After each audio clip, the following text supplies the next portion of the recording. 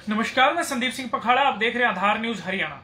भाई, जैसे ही हमने आपको दिखाया कि बीजेपी के एक और वरिष्ठ नेता जो 17 साल से बीजेपी में मजबूती से एक स्तंभ की तरह खड़े थे और जिन्होंने आदमपुर में बड़ी महत्वपूर्ण भूमिका निभाई पार्टी के लिए, उन्होंने पार्टी छोड़ करके अब वो कांग्रेस में मिल गए। तो अभी हम इस सवाल का ही जवाब जानने के लिए पहुंचे हैं कृष्ण बिश्नोई, जो कि बीजेपी के आदमपुर से प्रभारी हैं और जिला के उपाध्यक्ष भी हैं। तो उनके पास बहुत ही महत्वपूर्ण जिम्मेवारी जिले की है। तो उनसे जानेंगे भी ऐसी क्या दिक्कत आई कि उन्होंने पार्टी छोड़ दी करण सिंह रानौलिया जी ने।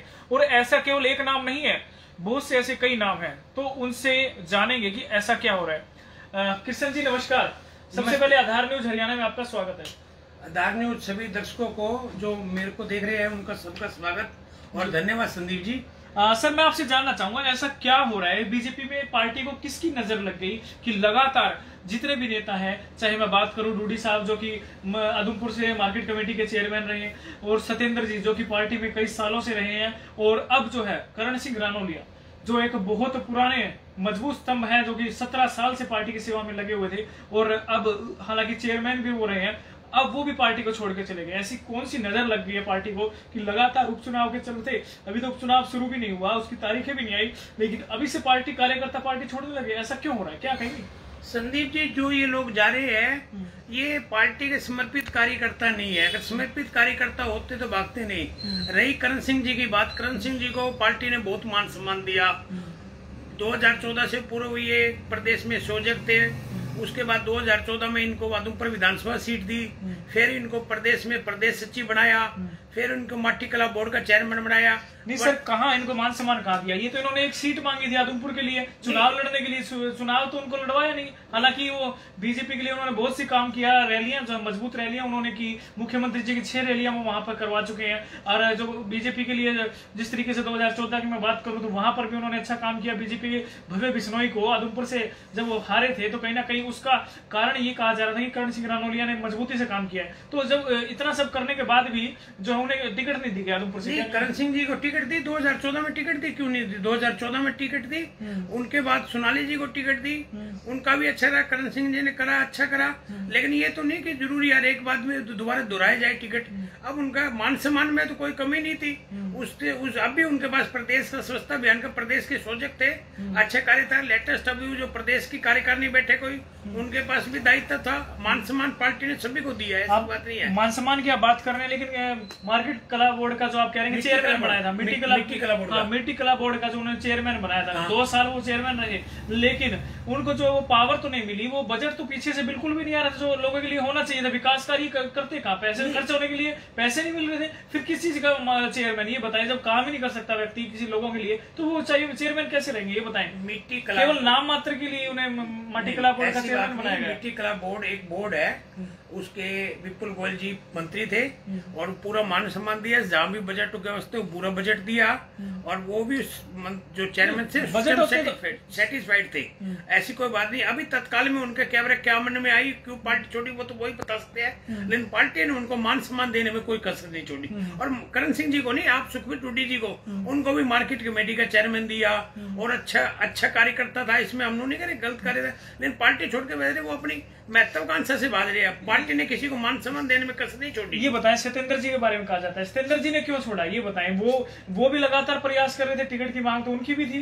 वो पहले इलेक्शन भी लड़ चुके हैं कांग्रेस से और कहीं ना दावेदारी उनकी मजबूत थी, पक्की थी, लेकिन उनको टिकट देने के बजाय पार्टी ने उन्हें उपेक्षित कर दिया। ऐसा क्यों किया? नहीं, सत्येंद्र जी को अभी विचार हो रहा था कोई टिकट देने का। हमने किसको फाइनल कराया? अभी ना भवे जी को करा, ना कुलदीप जी को करा। अभी तो चुनाव दिसंबर तक हो गए, तब उन पे विचार कर लेते। वो तो बड़ी जल्दीबाजी में चल गए।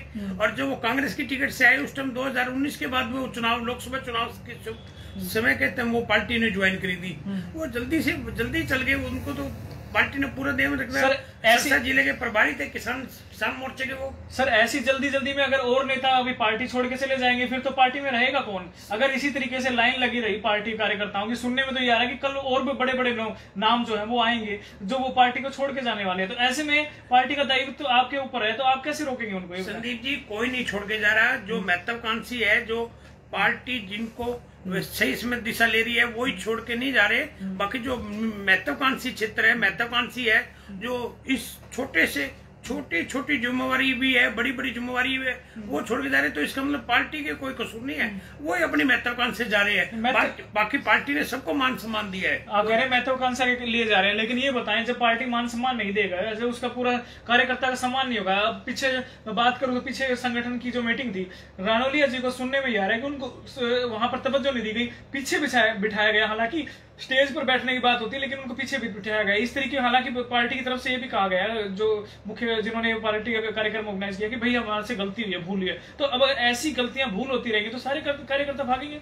नहीं, ऐसी बात नहीं है कि वो अभी जो प्रदेश की मीटिंग हुई उनको तो मंच व्यवस्था का प्रमुख बना रखा था, किसने कहा पीछे उससे पहले एक और मीटिंग हुई थी और उसमें उन्हें जो है पीछे बिठाया गया था। ये सच्चाई हमारे पास रिकॉर्ड है, कहोगे ना? मैं बताता हूँ वो क्या प्रकरण थे।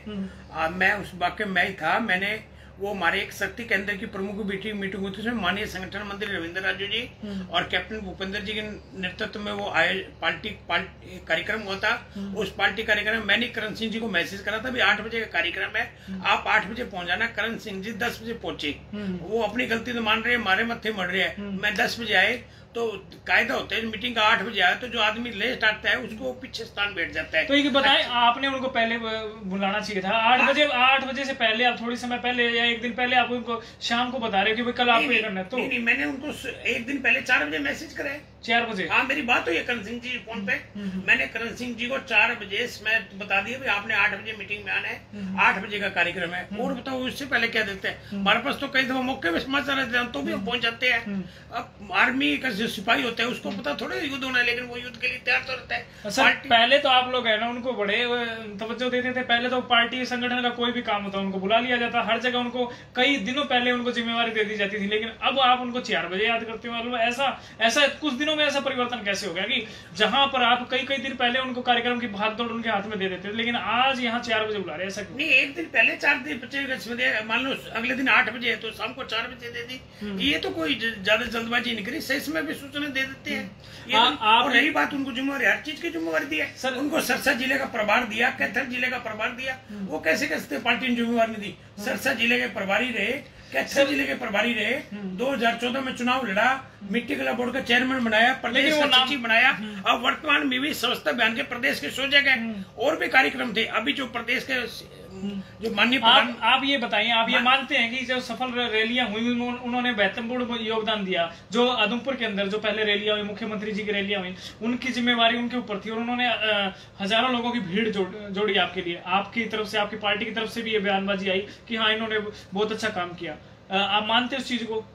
माननीय मुख्यमंत्री जी की 3 रैली हुई, एक तो हुई बालसमंद में, एक हुई आदमपुर में, एक हुई सदलपुर गांव में। 3 रैली हुई। तीनों रैली का आयोजक करण सिंह जी को बनाया गया इसमें निश्चित तौर पे। लेकिन वो रैली भारतीय जनता पार्टी की थी। जो भी कार्यकर्ता जुड़े वो भारतीय जनता पार्टी के कार्यकर्ता थे। उसमें ठीक है करण सिंह जी ने प्रयास करा, लेकिन अनेकों कार्यकर्ता ने, आदमपुर के बहुत सारे कार्यकर्ताओं ने प्रयास करा। वो रैली बड़ी सफल हुई। माननीय मुख्यमंत्री जी का उस पर संबोधन मिला और बहुत सारे लोगों का प्रयास था। अकेले करण सिंह जी का नहीं कर सकते, करण सिंह जी का सबका प्रयासों से वो रैली सफल हुई, इसमें कोई दो राय नहीं। सर, एक बात और सुनने में आ रही है, केवल करण सिंह जी नहीं, कल जो है बहुत से ऐसे और भी आपके कार्यकर्ता है जो पार्टी छोड़कर जाने वाले हैं। अब कहीं ना कहीं पार्टी संगठन की कमी कहें या क्या कहें, क्योंकि देखिए अगर पार्टी को संभालना है तो संगठन को अपने आप संभालना होगा। पुराने कार्यकर्ताओं अगर आप नहीं संभालेंगे तो ऐसे ही पार्टी में से अगर ऐसे भगदड़ मची रहेगी तो आने वाले टाइम में कौन पार्टी के लिए बचेगा, ये बताएं। नहीं, ऐसे नहीं है कि बाजरे, मैंने तो आपको बताया कल बड़े नामों का खुलासा होने वाला है। कल ये सुनने में आ रहा है, सूत्रों के हवाले से जो जानकारी मिल रही है कि आज एक व्यक्ति ने तो पार्टी से इस्तीफा दे भी दिया है और उसकी घोषणा जो कल हो जाएगी, उसका नाम कल आगे आ जाएगा और उसने घोषणा दे दी है कि भाई मैं पार्टी को छोड़ रहा हूँ। और ऐसे बड़े बड़े नाम, ऐसे बड़े बड़े कार्यकर्ता हैं जो अगर ऐसे भगदड़ मची रहेगी तो आप पार्टी को कैसे मजबूत करेंगे? देखो, ऐसे संदीप जी कोई पार्टी छोड़ता है तो हम तो उसको प्रयास करते हैं पार्टी ना छोड़ो। फिर भी वो छोड़ता है तो उसका निजी उद्देश्य होगा। पार्टी ने किसी भी कार्यकर्ता को मान सम्मान देने में कसर नहीं छोड़ी। अच्छा, आप ये कह रहे हैं किसी भी कार्यकर्ता को मान सम्मान देने में कसर नहीं छोड़ी है, उसको पूरा सम्मान दिया गया।